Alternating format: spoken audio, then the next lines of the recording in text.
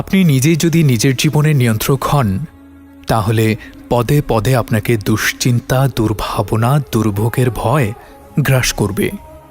এর কারণ হলো, আজকের রাতটা আপনি মুভি দেখে পার করবেন, নাকি আগামীকালকের অফিস যাতে কামাই না হয় সেই ভয়ে ঘুমিয়ে পড়বেন। তা নিয়ে হরহামেশাই আপনাকে পেরেশানিতে থাকতে হবে, সিদ্ধান্তহীনতায় ভুগতে হবে। সময়ের অভাবে ব্লকবাস্টার মুভিটা না দেখতে পারার আক্ষেপে আপনার কাজে মন বসবে না। আবার কাজে মন দিতে গেলে মুভি দেখার মতো শখ আপনার পূরণ হতে দেরি হচ্ছে।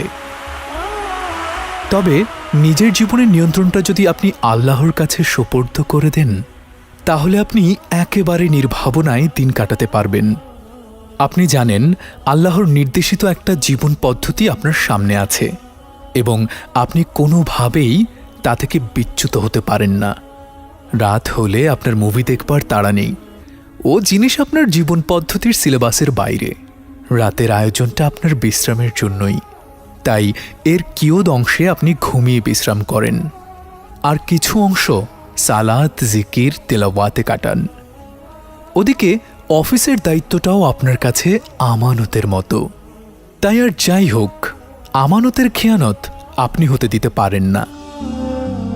তাই রাতে ঘুম, সালাত, ফজর, অফিস, কাজ, এই চক্রে আপনার জীবন আবর্তিত হয়। এখানে কোনো ব্লকবাস্টার মুভি দেখার আয়োজন নেই, কোনো অদরকারি আড্ডা বা কার্যকলাপে নির্ঘুম রাত কাটাবারও প্রয়োজন নেই। ফলে এই জীবনটা নিয়ে আপনাকে কোনো জঞ্জাট, কোনো দুর্ভাবনা, কোনো দুশ্চিন্তায় পড়তে হয় না।